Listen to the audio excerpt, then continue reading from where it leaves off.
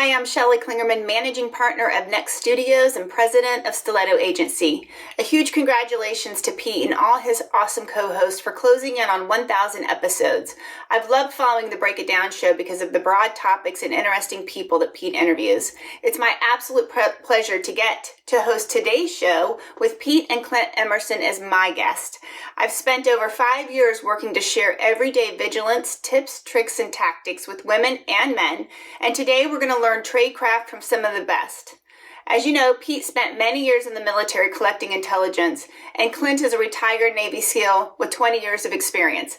Let's break it down with these two today and learn how to be a badass like them. Lions Rock Productions. This is Jay Moore. This is Greg Cruz. This is Bryce Vine. This is Dexter from The This Offspring. is Nathan This East. is Sebastian Younger. This is Daryl This is Stuart Copeland. This is Mick Gillette. This is Andy Summit. This is Dr. Bob Greenberg. This is Gabby Reese. This is Rob Bell. Hey, this is John Leon Guerrero. Hey, and this is Pete A. Turner. This is Clint Emerson, and this is the Break It Down live show. And now, the Break It Down show with John Leon Guerrero and Pete A. Turner.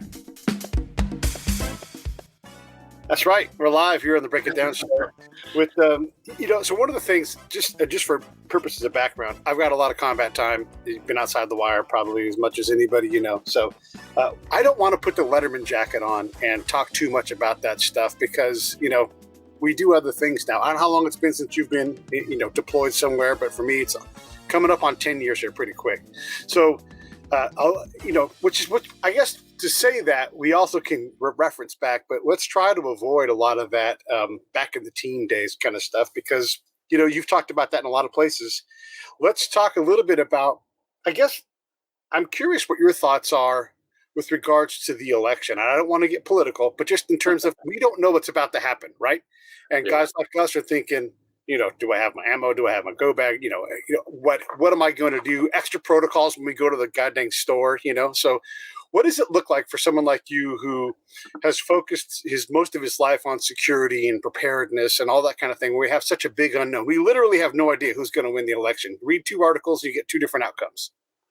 Yeah, it is odd, and it should be a pretty interesting week, right? So the next couple of days, I don't know what it is.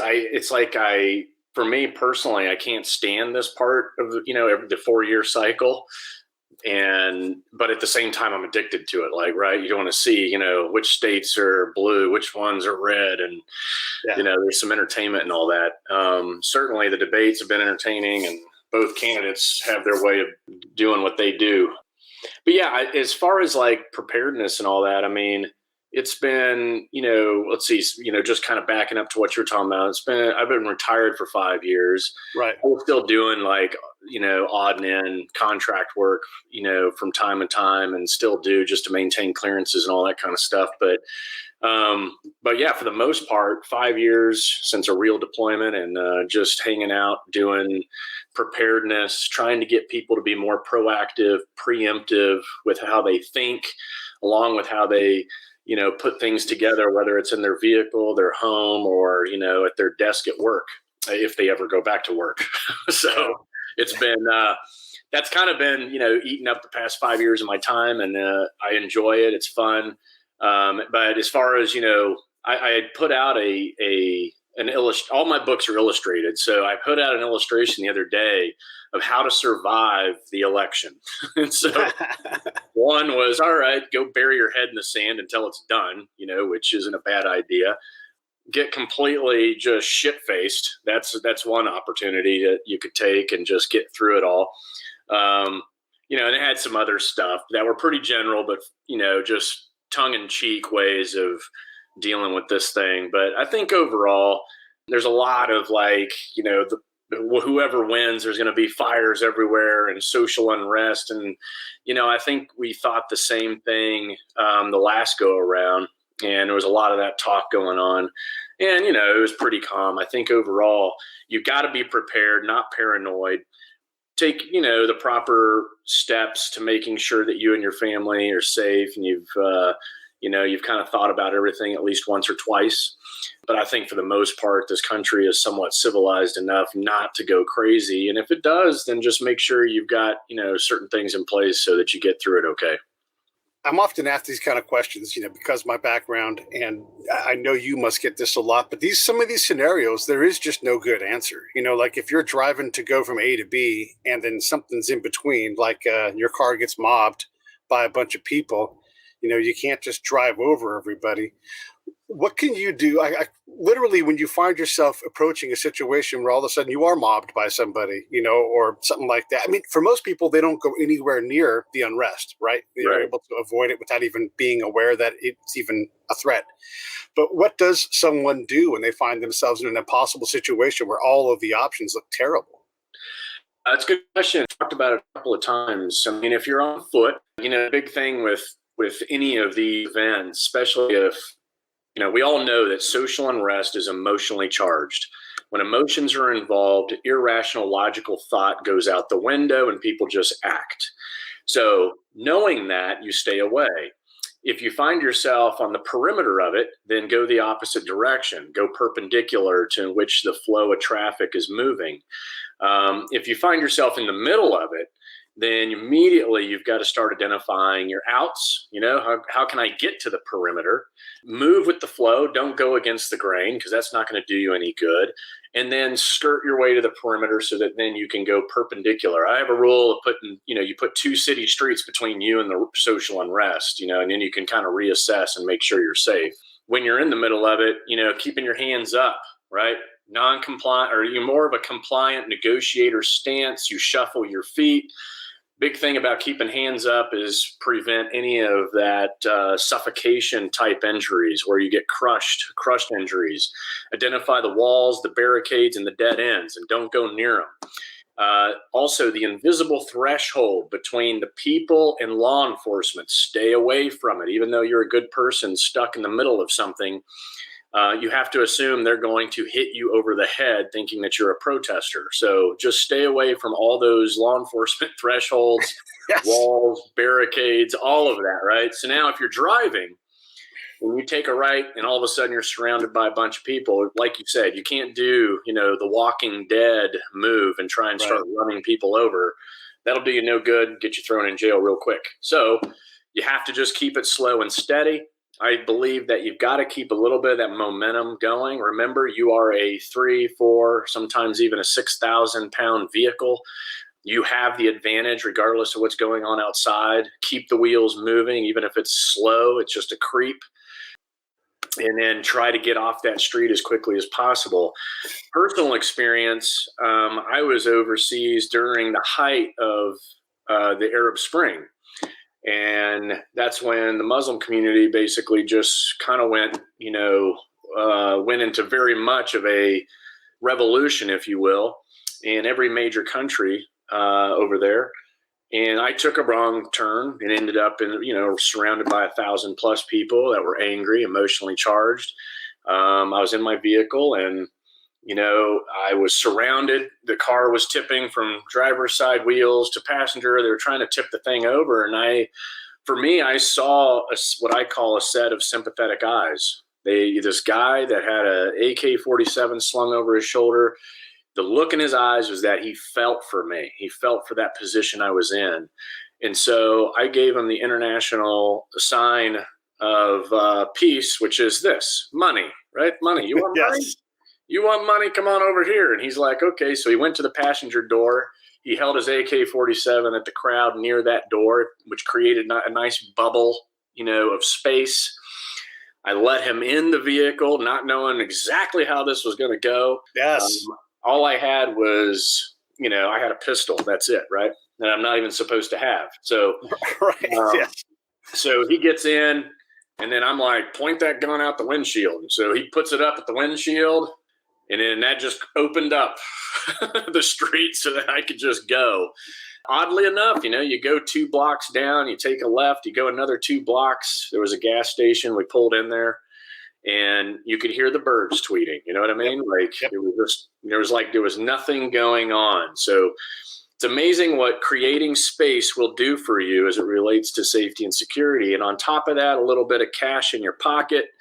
Look for those sympathetic eyes and get yourself out of there, whatever it takes. I paid him. He went on his way.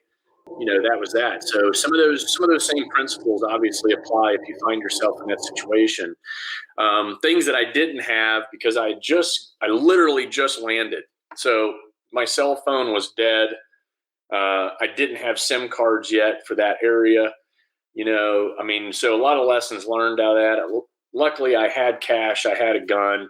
But the rest was just adapting to that situation and hopefully making good decisions under stress, which, is never a good idea. You should always, just us talking about this, putting it into your listener, viewer minds. Now they'll think about it. And just by thinking about it, makes you 10 times more effective if something does happen. That's why I always tell people, think through all the different scenarios that could potentially happen when you're sitting in your car at a red light, when you're sitting in that restaurant, when you're going into the grocery store, when you go to get your coffee, when you come back home and you're in your driveway.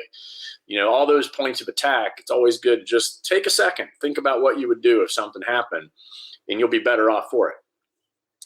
Yeah, and I guess I would say too, know where a consulate or an embassy is if you're in another country, because if you are in a situation and you have to do something drastic like drive through a crowd, you don't want the local authorities to put their hands on you, and maybe you can't get to one, but there are points where there are only bad options, and obviously try to avoid that. And I think it's so smart that separation from conflict can be fast. And if they talk about flight or fright, but freeze oftentimes is a very appropriate response too. Take an extra couple of seconds and decide, if you are going to fly, which direction is the best? Is it parallel? Is it opposite direction? It's great counsel.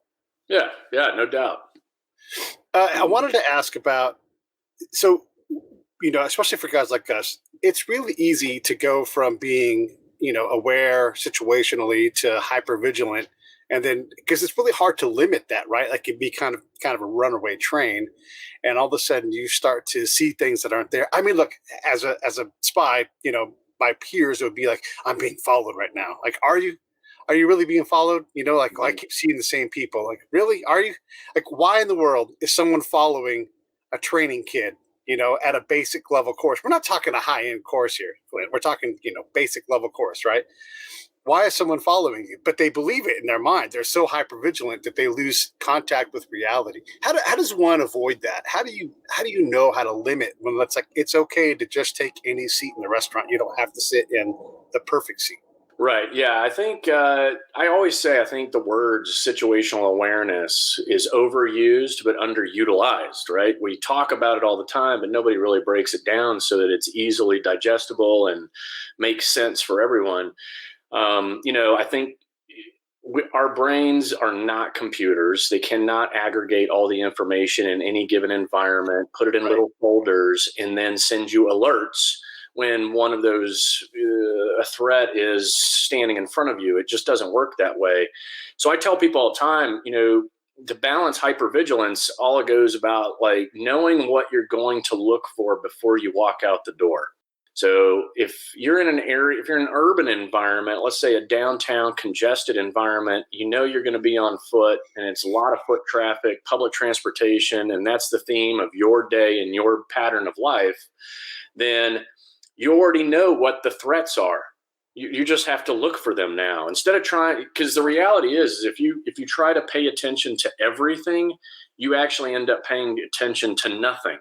Right. And so knowing what the threats are for the area that you're going into ahead of time.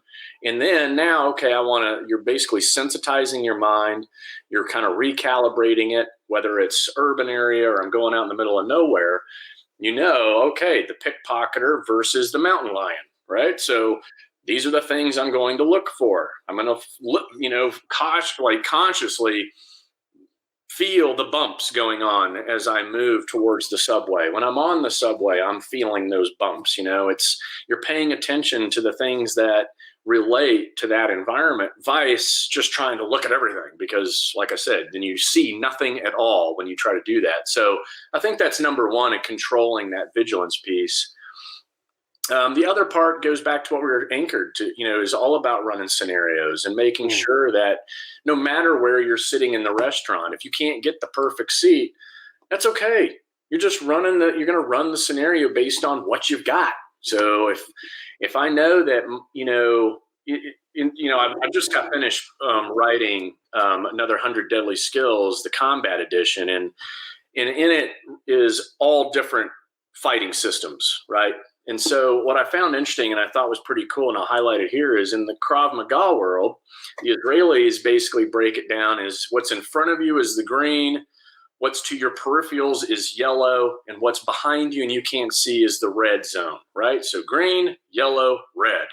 And you run it like a stoplight. And so your goal is to eliminate the space in the red zone. So let's say I can't get my back against a wall. Okay, well, maybe my table is off the wall and there's a set of people between me and them.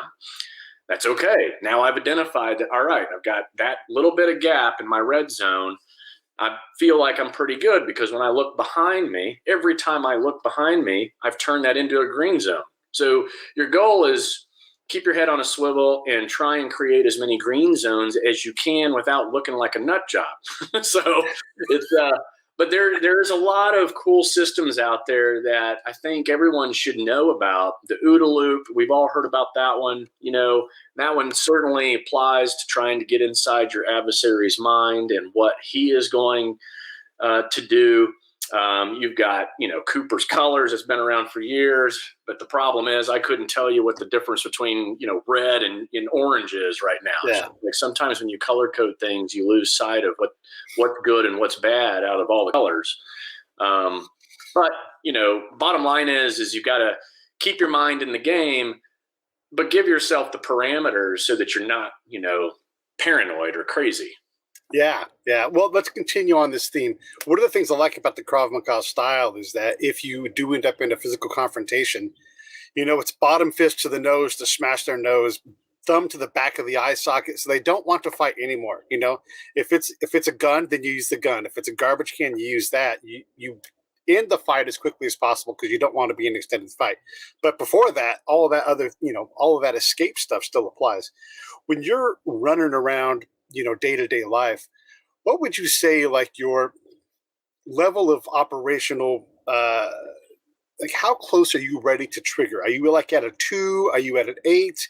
Like, how do you walk around day-to-day life? If you go to the mall and there's all these variables and everything, where do you sit in terms of not readiness, but what's your combat sense level, I guess is what I would call it. You get what I'm saying? Yeah. I think there's varying levels based on what is the environment. You mentioned like a mall. Malls are great just because you can keep your space between you and the people walking, either in the same direction or the opposite direction. I think, vice where you might be at a movie theater where you're, well, not these days. Now we're all forced to have the but right. I would say pre-pandemic, you see the difference between the public transportation scenario and more of an open, right, outside mall effect like that you have on the West Coast, where everything's, the malls on the West Coast don't have ceilings. That's how I always describe it, because now when you come to Texas, the malls here have ceilings. Yeah, it's too hot there.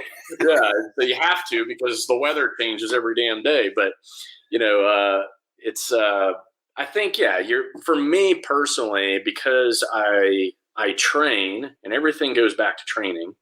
You have to be training your mind, your skills on a regular basis, and because you do it, then your confidence and how you're going to react, even if you're caught off guard, because that is really what you train to. Is the worst case scenario is the element of surprise. Right. The element of surprise always exists, no matter how prepared you are, no matter how trained you are.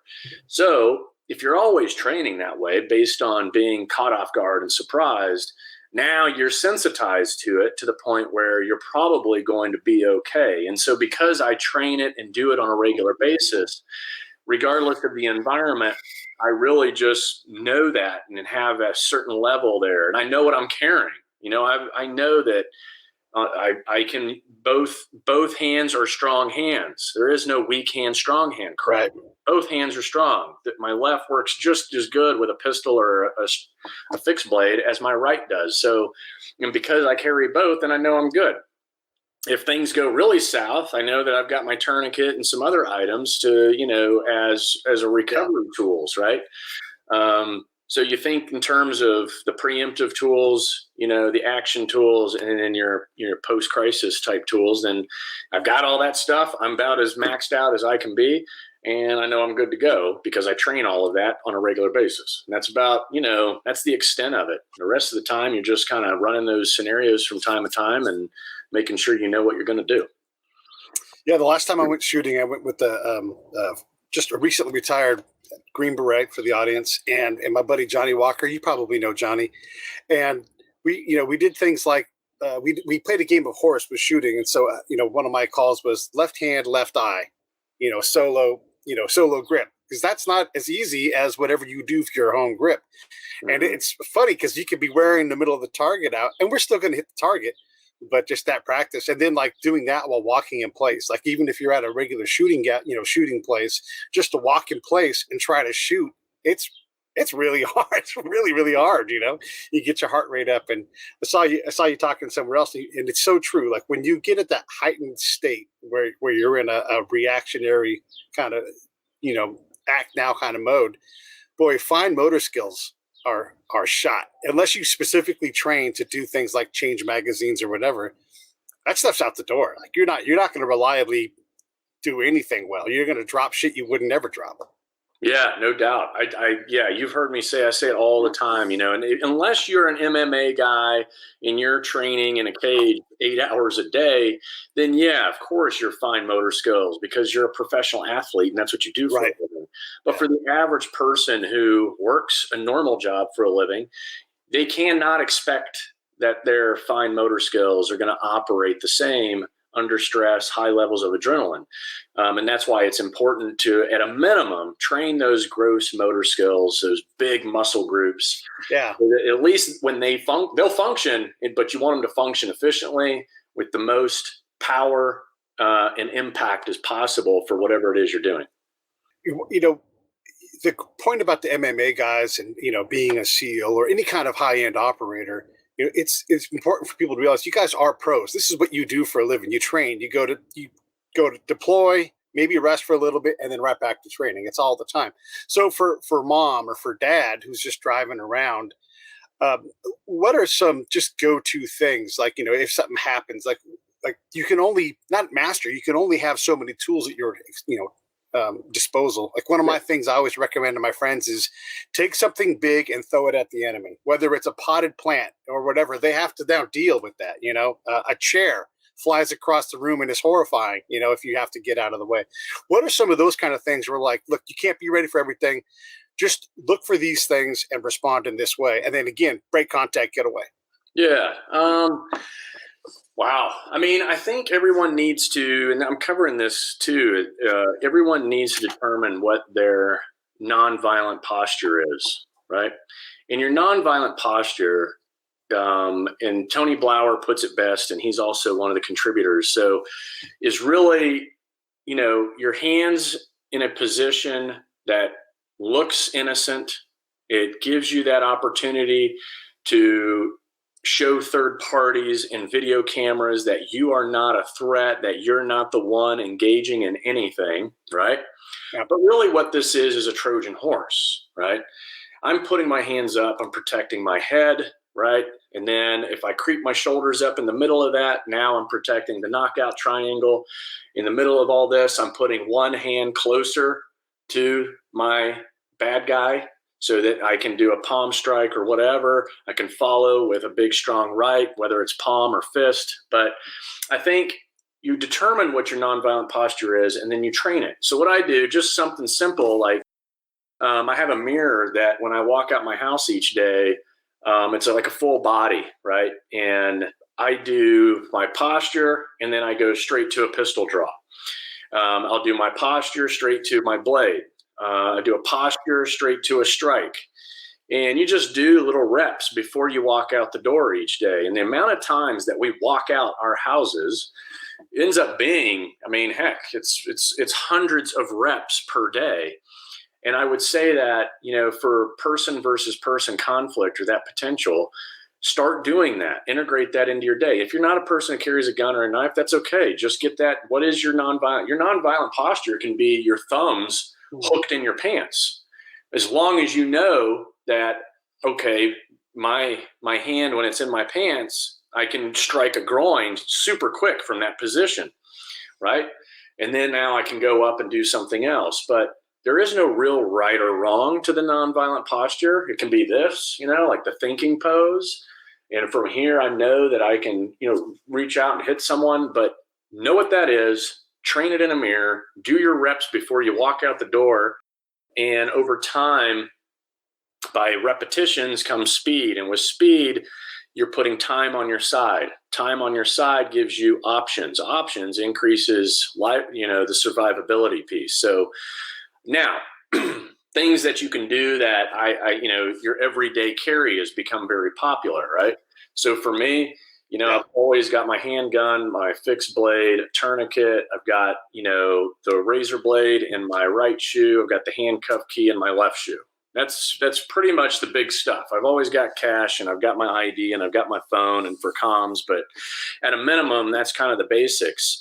I always tell people, build a go bag, right? Have a go bag in your vehicle. You can always make sure it's within arm's reach. And when I say arm's reach, that means assume your car is upside down. You've been in a horrible accident. You can still get to your go bag, or else it's worthless, right? So that leaves it limited to your center console. If you have a vehicle without a console, then when I was overseas, I would put it under my seat and then take one strap and hook it around my ankle of my pedal foot. Or if you're using both feet, then you got to take that into consideration. That way, if you're upside down, I crawl out, that thing's going to drag out with me.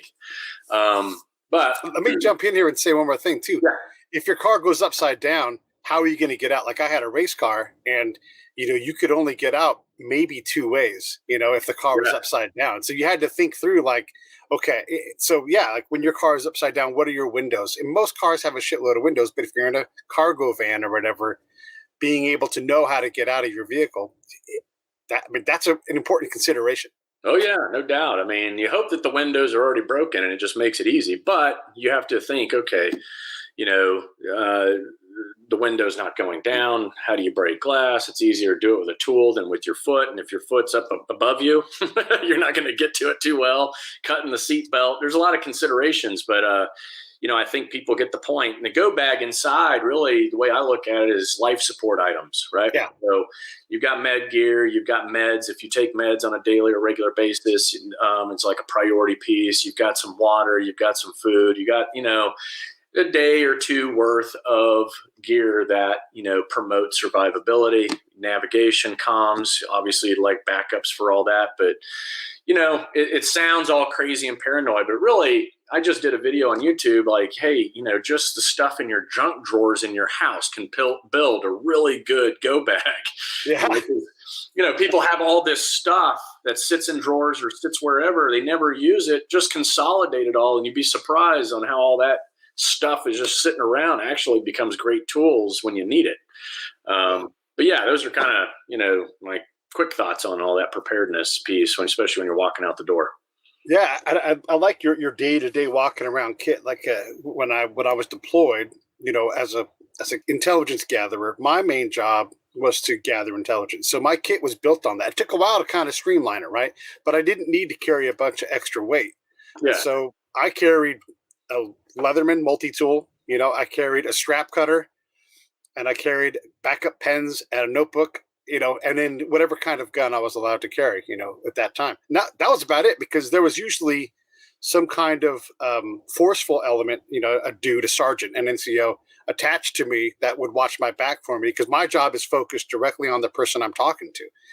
So, and then if anything, I would carry extra ammo for other people, because that's where my load capacity would be, because it doesn't do me any good to carry. I don't know, people always say, what kind of knife do you carry? Do you carry a Gurkha knife? Like, no, I don't need a Gurkha knife. Yeah. That weight is extra weight. Like, is it extra water? Is it, extra food, whatever it's going to be, depending on where you're at. That kit, that personal day-to-day kit. So someone who is in an area where you can't get a concealed carry permit, what are some things that you can carry so that you don't actually have to wear cargo pants full of cargo, so that you can actually run a day-to-day life. Yeah, I mean, I would always default back to a fixed blade, and if you don't want to carry a fixed blade knife because of comfort, then you can do a folder. But let's face it, a folding knife is a broken knife if you think about it. So fixed blade is always kind of like go-to. You got to check the blade length for each state and know what you can get away with, but that is definitely the way to go. And the reality is sometimes when I'm running my different scenarios through my head on what I would do, my knife tends to be almost like the primary because it's quicker on the draw than a gun. Guns have all kinds of legal ramifications as soon as you pull the trigger, even if you're right. Yeah. Whereas when you defend yourself with a knife that is within legal limits, then there's usually less of all of the bureaucracy piece, because the reality is you can't put those bullets back in the barrel. And if you don't have that concealed carry insurance and all this liability stuff, then you can find yourself in a nightmare civil suit, even though you were right. So that's the unfortunate piece. But there are lots of education, lots of ways out there if you carry a gun. If you don't, okay, the fixed blade, I always tell people, skip the mace and go straight to bear spray when you have the opportunity. It shoots 30, 40 feet. It's far more potent. It's all natural, so it doesn't cause any permanent damage. Therefore, you don't have to worry about the legal issues, especially in your home, right? If you're going to protect the home and you don't have guns, then bear spray is great. Second to that would be like oven cleaner, because it's a corrosive and it'll burn people's eyes to the point where they'll be blind for the rest of their life. And that would be awesome to do to a bad guy, right? And since it's in your own home, then it's okay. But the minute you put that crap in your purse, it's a felony in some states. So right. wasp spray and oven spray and all those corrosives and stuff, you don't let them leave your house. Is a self-defense weapon. But the other pieces, that I think are important is, regardless of your level of fighting and skills, that if you get it to a point where you have to temporarily surrender, that's okay. Knowing that you're going to stay conscious because you're outnumbered, outgunned, whatever it is that's going on in front of you. The goal is to stay conscious so that you can pay attention to what's going on and also promote escape later. And that's where the handcuff key and the razor blade, what you can't get out of one, you can get out of with the other, almost guaranteed, no matter what the restraint is. And you always want to try and get away at the first stop. Don't wait until you get home. You want the first stop sign, the first stoplight, whatever it is, that's where you want to go. Because the real restraints always go on later, and that's what you want to avoid. Some people are like, fight to the death. And I'm like, okay, let's be realistic here. Based on the average person, it might be a temporary surrender so you can escape 10 minutes later and stay alive and stay conscious, which is the ultimate goal. But other things to carry that are kind of more on the defensive side, a portion of this next book is 1%ers. 1%ers have this figured out. A 1%er is outlaw motorcycle clubs, right? That's your Hells Angels, your Banditos, your Mongols. These are guys that some of them have records. Because they have a record, they can't carry a gun. So what do? They get creative with the things they carry, which certainly bleeds through to the average person should start carrying, whether it's saps and blackjacks, even brass knuckles are legal in Texas now.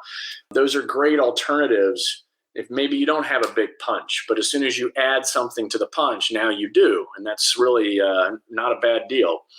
And then, of course, the padlock with a bandana run through it. That is definitely a characteristic to one of those 1% clubs that they use on a regular basis. There was even one guy that he had his chopper, American-made motorcycle, right? And he's having me look at it. And he's like, "Look, do you see any weapons?" I'm like, kind of staring at him, like, "No, I don't really see a weapon." Yeah. And down the fork of his bike, he had two magnets, and then magnetized to that was a lawnmower blade, right? And then he had a tape handle, and you couldn't see it. Yeah. But I was like, damn, that's actually pretty brutal. Like just going after somebody with that, like a machete, except it's, these are things you can buy anywhere. And anything, the reality is anything can be a weapon as long as you train with it. It goes back to training again. So anyway, I kind of went off on a tangent there. No, but it's a good tangent because there are plain day-to-day things that you can have with you. Like you always play softball, and that way you can have, a bat and other stuff in there that relates to softball, and you're 100% legit because you're a softball player. Even if you never use it, it can be part of your go bag. Another one I'm a fan of are jumper cables. To know where they are, you start wielding jumper cables at all. You've got a distance weapon you can wing around, you can take it and fold it. And if you get hit with that cable, that ain't fun. Yeah. And if they grab it, it's just a different kind of weapon. Anyhow, it's a lot of day-to-day things. I think that's the point. Yeah. I want to transition away from all that. It's so much fun to talk about. We could do it all day, but the point is get Clint's books. Got the link right there for Amazon. He's got all of the different 100 series. If you're a guy that likes to read on the crapper, that is officially the best book to do.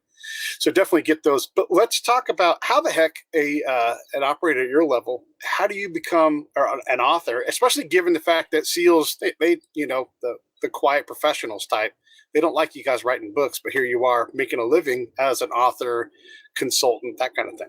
Yeah. Silent professional and all that certainly applies when you're active duty and your paycheck comes from the United States government. The day that all that ends, which was the day I retired after, 20 plus years, that's when it's like, I'm not going to follow government rules when I'm not under the government's thumb anymore. And personally, I couldn't wait to get out from underneath that leash. So, I love the job. I love what I did. But the reality is you give 20 years to your country and then when it's time to move on, a lot of those rules that don't apply anymore. I was definitely a quiet professional while I was in. But then once you get out, it's all on you to figure out how you're going to pay your bills and live the next several phases of your life. That 20 years, hopefully, if I live long enough, will only be a quarter of my life. And, we all should be striving to create, other passions, other careers, other opportunities for as long as we live, and so knowing that, what's funny is I had no intentions of writing books, but somebody came to me and was like, "Hey, do you want to put a book together? Put a book together as a pair?" And I was like, "Sure." And he had a ton of experience. He wasn't a SEAL or anything. He's just a well-known author at that time. And I was like, "Yeah, all right, I'll." And then I figured I'd be the co-author and. Well, anyway, long story short, he ended up having health issues, and the first 100 Daily Skill book, he bailed on me. I like to give him crap for it, but it was a legitimate health issue. He ended up having surgery, and he had to just pull out 100%. And then I was like, wait a minute, how do I do this? So, and this was right at the beginning, skill number 1, and I had 100 left or 99 more to go, and I was like, oh, this is fun. So anyway, figured it out and got it done hand in hand with an illustrator. And, it goes to show like how important safety and security has become to some people, because the first 100 Daily Skill book sat on the New York Times list for like 8 months straight. And who would have thought, right?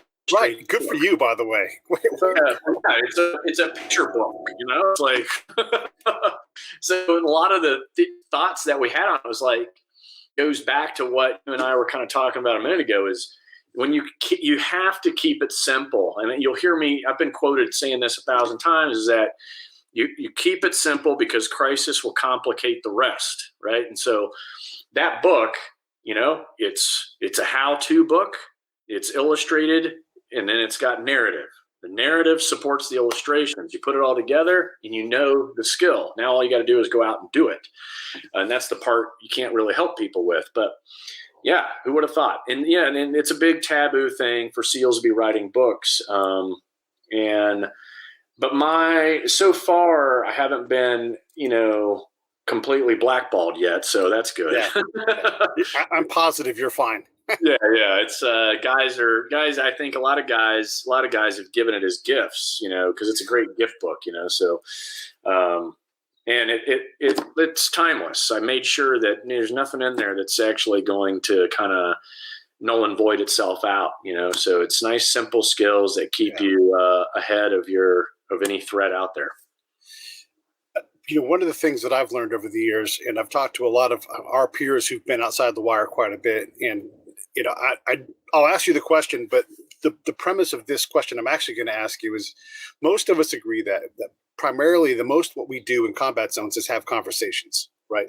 So yes, there's combat times, and basically the question is, have you shot more rounds in combat or had more conversations? And I know for almost everybody, it's the conversation part, which I think is important for us to realize when we look at preparedness. The things that actually matter moment to moment that might make the difference to prevent you from even getting into that combative situation are often other skills that we have to keep our eyes on too. So I guess, what would you say? More rounds for conversations in combat? And then two, what are some of these less sexy things that are hyper important? I mean, the negotiation skill is invaluable to staying out of conflict. Yeah. Well, we have a funny saying in the SEAL teams where, people always ask, why don't you guys have language skills? It's because we're never actually going anywhere to talk, right? We don't go to language schools. We kind of pride ourselves in tongue in cheek about it all the time because we're never going to go anywhere to actually talk. So, That's true. But I get what you're saying, what the conversations that take place definitely more often than you're pulling the trigger is, with your buddies. And, we did have moments of like FID oriented stuff, but that's not our primary. There's other people that do that far better. But we did get roped into it from time to time, even though we fought it, tooth and nail. But I would say that, having an ability to relate culturally is certainly an incredible skill to have. And I think it applies to everyone. Cultural awareness in itself can help with threat reduction, right? If you're not saying things that offend people, you're not wearing things that offend people, and you're not doing things that offend people, then you just at its most basic level, you are in neutral with people that observe you, right? We all have the ability to judge and scrutinize people we don't even know. We do it all the time when you're sitting in the international terminal at the airport and you're watching people all day long. And I love doing that. And you notice people and you go, okay, now why did I notice that person? And, oh yeah, that other person that just skated by in the background, why didn't I notice him or her? Right? Those gray people. And so it goes back to like, how do you be more of that gray person? When you're not on the trigger, you should be the gray person. And I think that relating back to your question is, what is that thing that people don't think about that is really important? Cultural awareness and being the gray person. But you can't be gray if you don't understand the culture in which you're in. And that applies right here in the United States. I mean, we are a mixing bowl. So whether you're in New York City or parts of New York City, understanding the culture for that geographical location helps reduce the threats and how people perceive you. And if they perceive you at basis as neutral, then you're probably going to be okay on eliminating at least some of the threats that potentially just threaten you because, oh, you're wearing some big logoed hoodie and that somebody wants that logoed hoodie. Somebody wants that expensive, I love Panerai watches like the next guy because it's the original Frogman watch that, is priced way, way out there because Schwarzenegger and Stallone wear them. But, I can't. I love wearing my Panerai, but I know that there's times when you can't because, well, that stands out, especially when you're traveling. People now know what it is. Back when I bought mine, nobody knew what the hell the thing was. But anyway, it's I think there's being the great person should be everybody's goal, and then taking cultural awareness a little more serious than the average. It will certainly help you no matter where you are on this planet.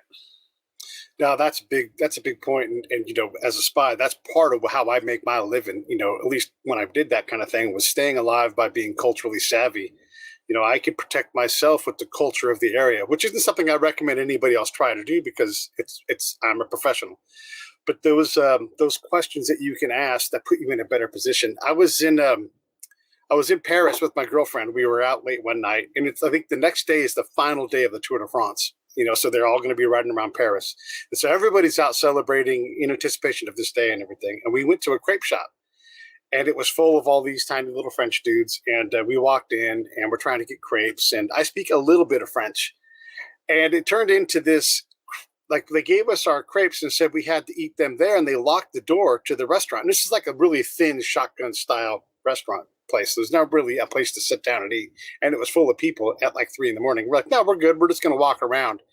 And they weren't going to let us leave. And so I had to, and my girlfriend's one to like spit first, ask questions later, and elevate the situation. Yeah. And so this is my girlfriend at the time. She's not my girlfriend anymore. Ultimately, long story short with this is I kept my hands behind my back because I didn't want anybody to be able to say they saw me through a punch. And at one point they said that I was punching people, and I was able to show the officer, look at my hands. I've not punched anybody. And the guy's like, okay, fair enough. You haven't punched anybody. They were poking me with, like, the thing that you pull down the shutter for the store with. They were poking me with that like I was the white whale, because these are all little 5'7" dudes. And I'm 6 foot, probably wearing boots, 6'1", and I'm pretty intimidating. So we got arrested. We got detained by the police. And, I don't speak enough French to get us out of this situation.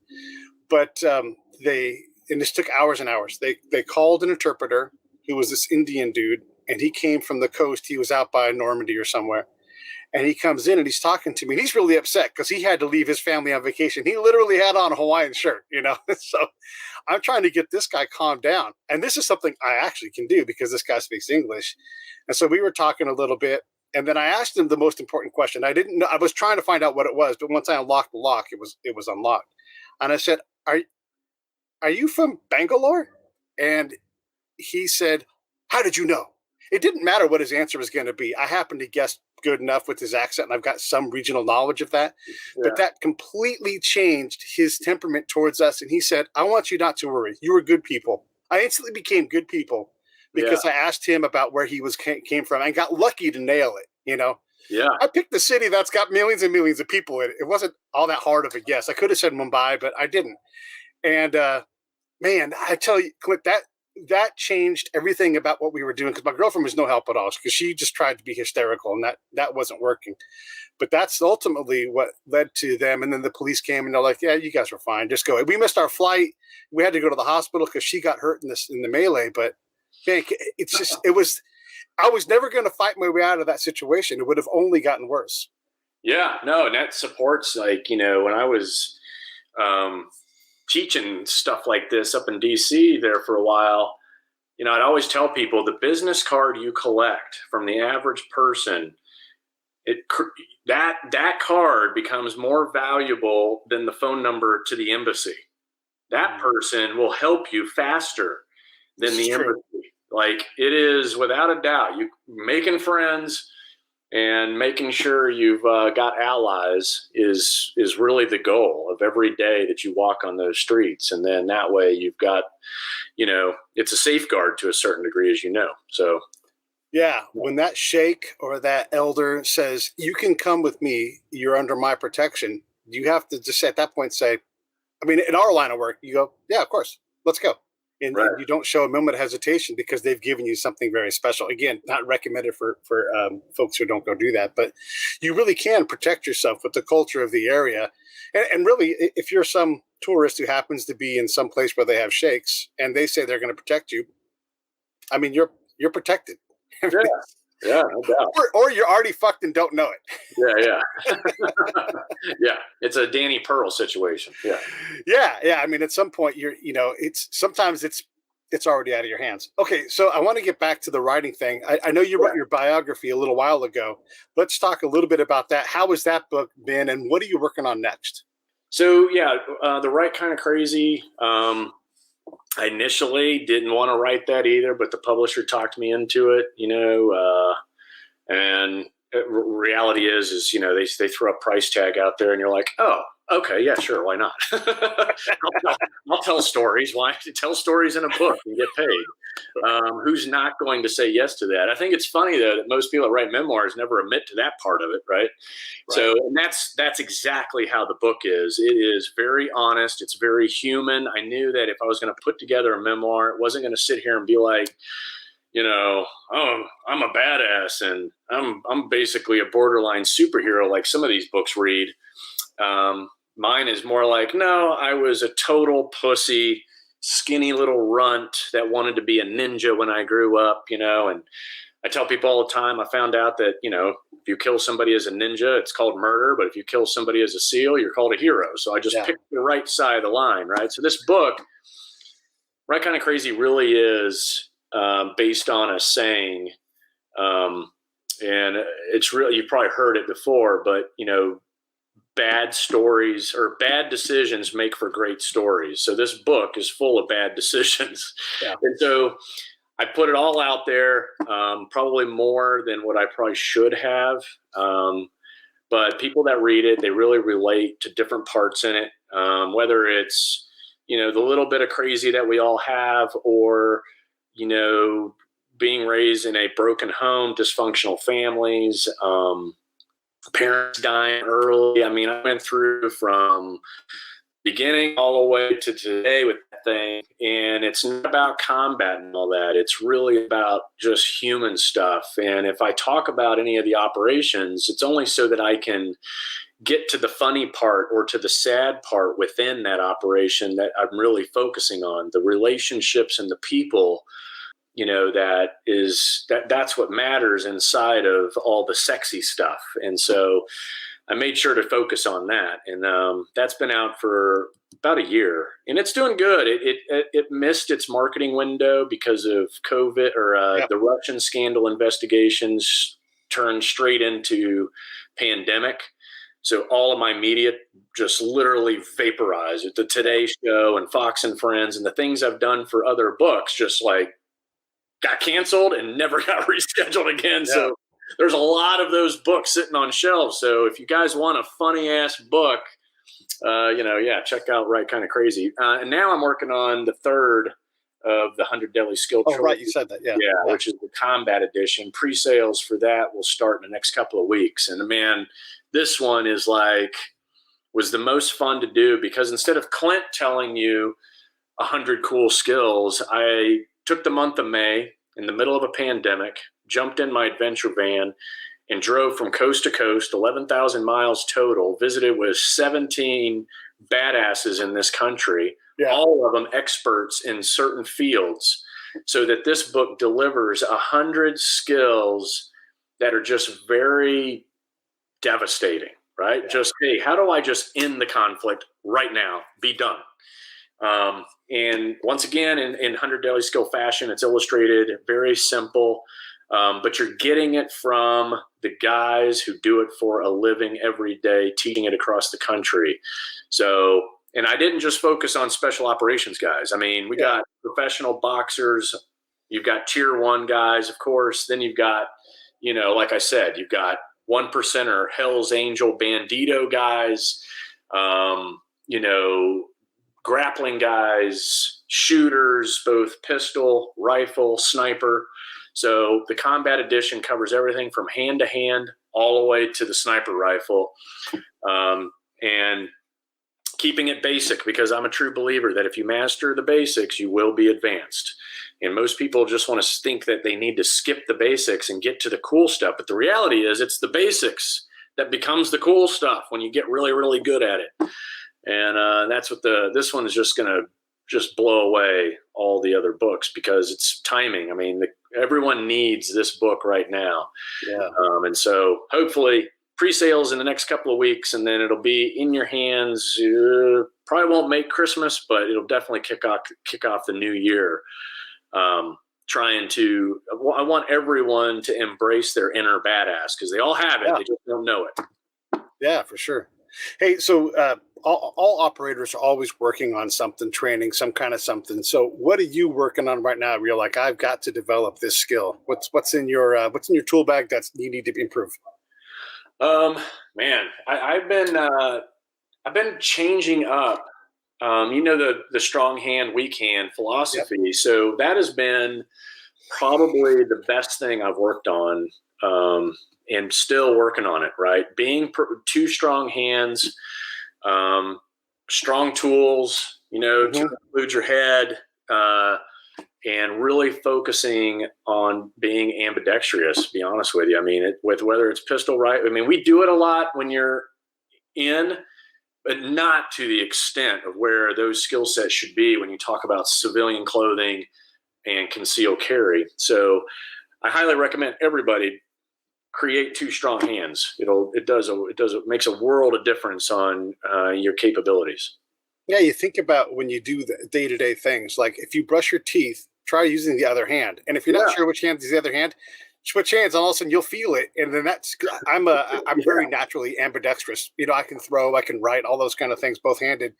I throw right-handed because I'm practiced there, but I'll hit you with something left-handed. But that's just I'm a freak with that kind of thing. But even still, there are things where, like, if I change and I only do this right-handed, I force myself to do it left-handed, and I know it's protected me at times where, like, my left hand responds properly and my right, it helps. Yeah. It also shares the load, so you don't get like right arm strong, left arm small. Yeah, no doubt, and it's good for the brain. People don't realize the cognitive skills that come with training your weak side to be strong is without a doubt going to increase the function at a cognitive level.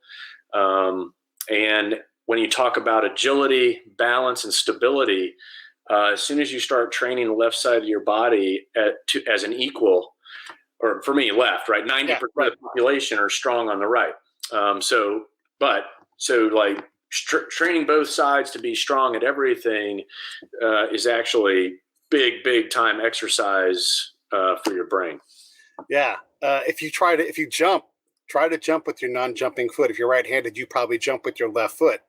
Try jumping off of your right foot, and you'll see the difference in strength and dexterity. It's crazy. And as someone who's ambidextrous, it's really hard to change, like, and make both feet dominant with both things, kicking a soccer ball. But you're right, like, it makes your brain fire in a different way. It's that's a powerful. Okay. I'm gonna get back on switching my feet and my hands up as much as possible. We got time for one more question. Do you want to ask me anything? I guess I think it's pretty common. I mean, have you been stuck inside where you're at, or what have you been? You're in California, right? Yeah, I'm in Orange County. I mean, we've been inside, and we're trying to be as respectful as we can of the danger of, it's hard for guys like us because I don't fear the flu. That's my basic mindset, right? I mean, I've been shot at and all that kind of shit. So I have to detune my lack. I'm not afraid of it, but it's a risk I can mitigate, I guess is what I would say. So I've tried to detune that to a level that's appropriate for where I live, because the culture thing matters. So, I mask up and all that stuff. And I try to not take trips that aren't absolutely necessary. Yeah. But, Scott Husing and I drove across the nation to South Carolina and back, because veteran suicide is important, and I wanted to fight that. So we did that, and we drove 6,000 miles, and we met with all kinds of people, and we were careful about it. But so I would say I'm probably more active than most, but probably because, Yeah. It's like, I know, it's like, it's a risk. I understand how it seems like this massive risk for some people. Mm-hmm. When you talk about, when a lifestyle is nothing but risk, this really doesn't seem that big a deal. I respect the medical side, having been an 18 Delta and gone through all the special operation medical school. Yeah. And the other thing I like to say is, look, I've been hit by a tank, right? Like a tank hit me on BIOP on our car. So everything else is going to be some order below that. You're not supposed to survive that. All of the crazy shit, Yeah, I'm with you, man. All right. Well, listen, I appreciate you coming on. Thank you so much. When you have the new book come out, I'd love to have you back on and revisit a lot of the same people. So maybe we'll bring someone else in. Shelley Clearman was going to join us, but she got tied up in a phone call. But again, thank you. And everybody should definitely get The Right Kind of Crazy. Just from hearing Clint, he's an interesting dude. Get that book. Support us by going to the Amazon link on the page, and it'll be in the show notes for those listening on the podcast side. Thanks again, Clint. I really appreciate you. And stay safe and stay healthy. Yeah, back at you. Thanks for having me. It's been a good time.